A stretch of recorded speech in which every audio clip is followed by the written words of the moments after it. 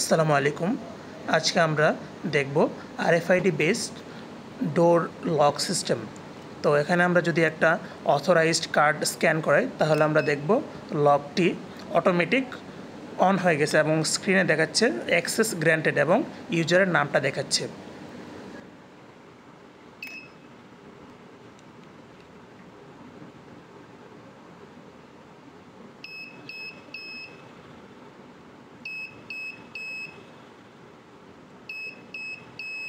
এবং এখন যদি আমরা আনঅথরাইজড একটা কার্ড স্ক্যান করি তাহলে এটা কোনটা অন হচ্ছে না।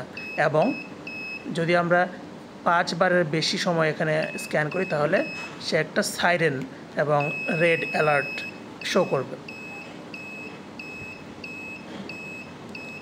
যদি আমরা ম্যানুয়ালি সুইচটা অন করি তাহলে ডোরটা 5 সেকেন্ডের জন্য স্বয়ংক্রিয়ভাবে খুলে যাবে। তো এই ছিল আমাদের প্রজেক্ট। সবাইকে ধন্যবাদ ধৈর্য ধরে ভিডিওটি দেখার জন্য। আসসালামু আলাইকুম।